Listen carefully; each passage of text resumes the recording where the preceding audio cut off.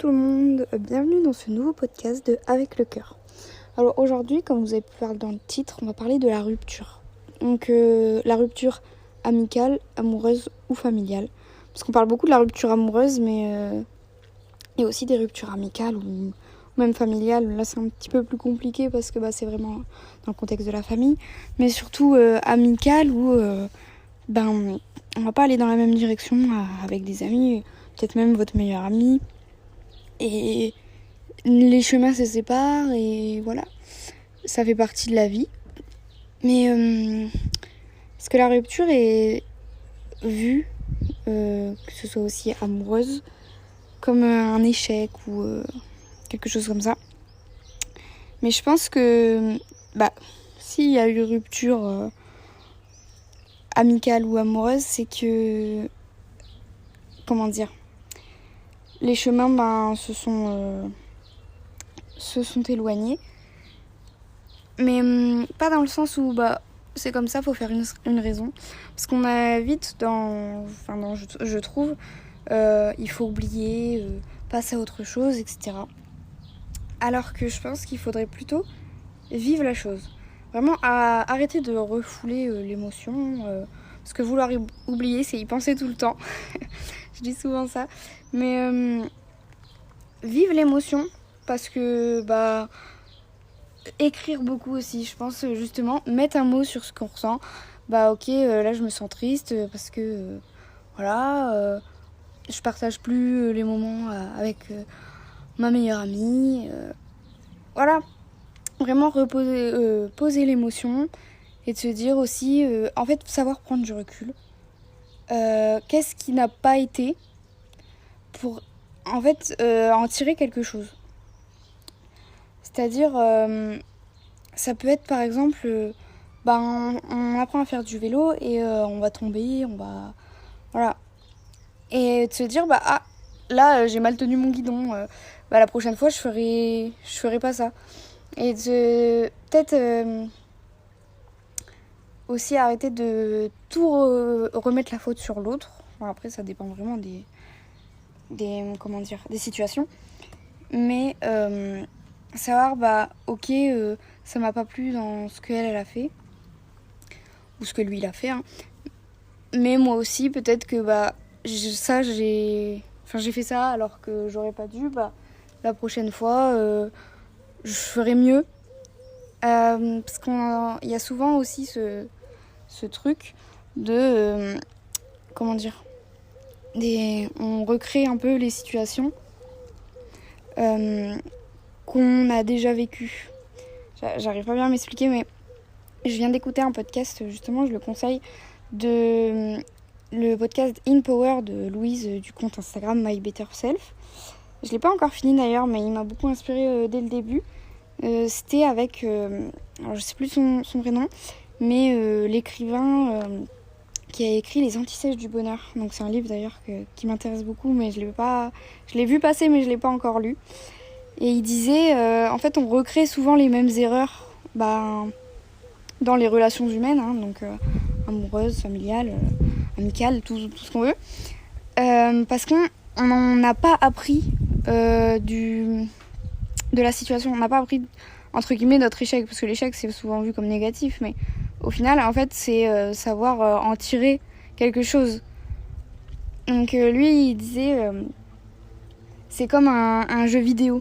Au final, un niveau difficile qu'on n'arrive pas à passer.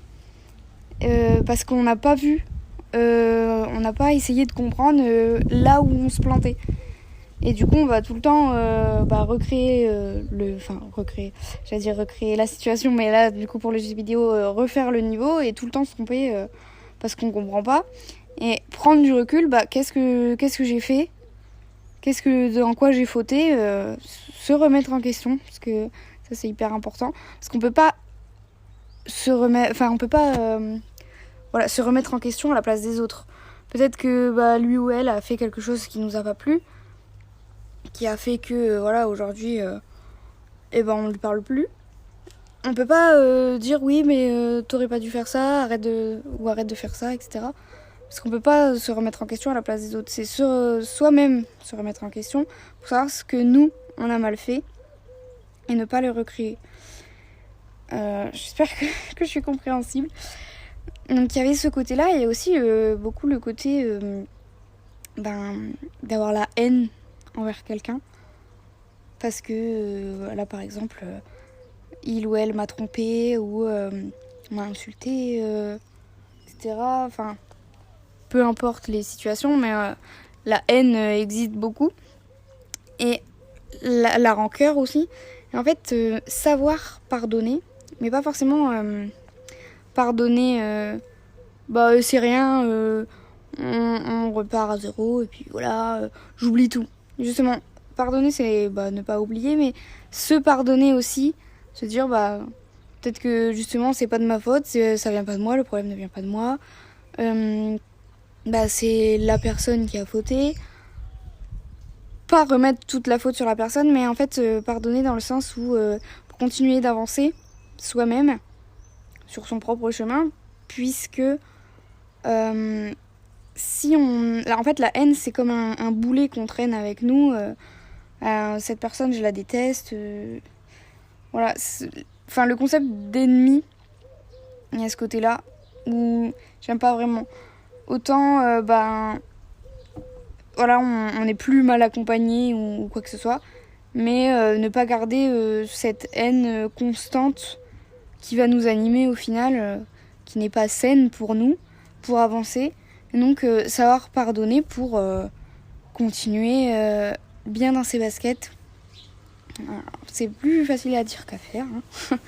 Mais surtout, oublier ce côté de haine, parce que c'est... Enfin, la haine, peu importe dans quelle situation, je pense que c'est mauvais, c'est négatif. Et garder le positif, ce qu'on peut en tirer de positif, dans le sens où, comment dire, comme je l'ai expliqué un peu avant, savoir en tirer une leçon pour justement, par exemple, passer au niveau supérieur de son jeu vidéo. On en tire une leçon pour éviter de répéter ce schéma-là. Donc il y avait tout ce côté-là. Je pense que c'est tout ce que j'avais à dire pour le moment. Je voulais revenir quand même sur le côté des émotions et justement à vouloir oublier, etc. En fait, forcément, on va jamais oublier parce que ça fait toujours partie de notre vie. C'est comme... je vais prendre un exemple, mais ça va peut-être pas bien parler. J'allais dire comme écrire dans un cahier, et on met du blanc dessus, mais au final, il y a toujours l'écriture derrière. Donc vraiment garder... parce que ça fait toujours partie de notre vie. Mais justement, c'est le passé. Le passé, il est passé. Merci. Mais avancer, toujours avancer, ne pas rester bloqué dans le passé, mais ne pas refouler ses émotions dans le sens où à vouloir aller trop vite, à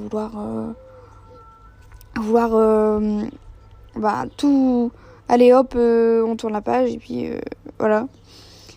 C'est non, on pose ses émotions, on se dit ok là je ressens ça et c'est ok. Si on a envie de pleurer, on pleure. Si on a envie de tout, en fait tout extérioriser parce que sinon justement, on va la garder à l'intérieur et ça va continuer à mijoter à l'intérieur. Et à un moment, forcément, ça va pas le faire. Donc, extérioriser, même si ça peut prendre 1 mois, 10 mois, 2 ans. Voilà. Toujours extérioriser, ne pas le garder et ne pas vouloir... allez hop, aller trop vite. On n'est pas sur une autoroute à 240. Hein. Donc, il y a tout ce côté-là. Après, parce que je dis aussi rupture familiale, je pense que je parle un peu plus pour rupture amicale et amoureuse. Familiale, je pense que c'est un peu plus compliqué. Dans le sens où, forcément, on ne choisit pas sa famille, alors que amitié et amour, on choisit quand même. Il y a un choix derrière. Et on peut se dire stop et puis voilà, alors que la famille, ça n'implique pas que nous. Donc ça qui est aussi compliqué, je pense. Mais même dans les ruptures familiales, voilà, ne pas se dire bon allez, j'en ai marre d'être triste, j'en ai marre de tout ça. De toute façon, chaque rupture de n'importe quel contexte, de n'importe quelle chose, ne va pas être joie et bonheur, je pense. C'est vraiment compliqué, mais il peut pas toujours y avoir des côtés joyeux dans la vie. Mais toujours retirer une leçon de chaque situation. Même, on peut voir ça comme un échec, même si je dirais pas que c'est des échecs, mais bon. Par exemple, j'avais pris l'exemple du vélo, et c'est vrai, en fait, la vie, c'est un peu comme faire du vélo toute sa vie. Au début, on sait pas trop marcher. Enfin, voilà, on va justement, surtout les premières relations où on est jeune généralement, et voilà, et on sait pas trop. Et retirer la prochaine fois. Là, j'ai pas fait ça. J'ai mal fait ça ou tout ça, et toujours en retirer quelque chose dans chaque situation. Parce que dans tous les cas, ça fait partie de la vie.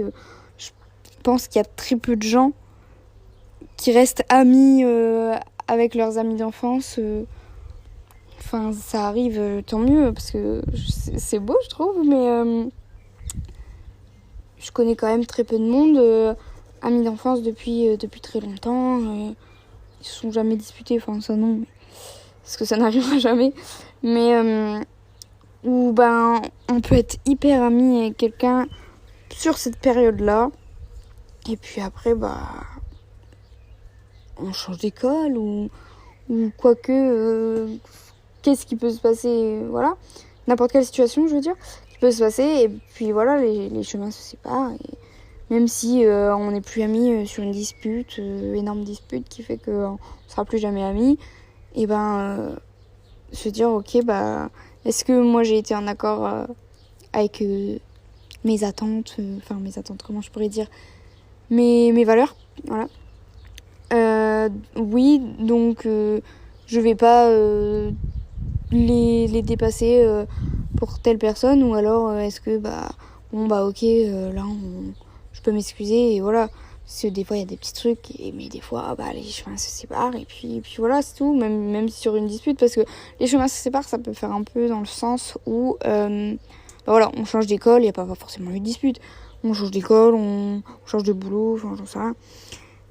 Et puis voilà, un peu comme l'eau suit son cours, et des fois il y a des disputes, et puis voilà, ça fait que justement les chemins se séparent quand même, mais on le vit mal, par exemple, et donc toujours prendre du recul sur la situation. Moi, je pense que c'est le truc numéro 1.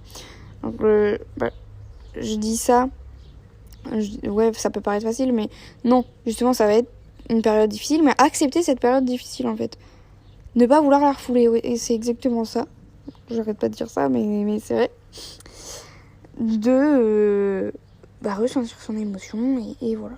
Bon, je pense que je me répète un peu, donc je vais m'arrêter là, mais j'espère que ce petit épisode un peu plus court que la dernière fois vous aura plu.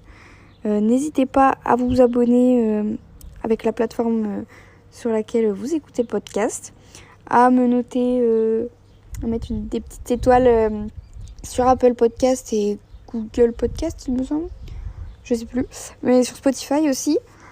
Et voilà, on se retrouve dans un prochain épisode.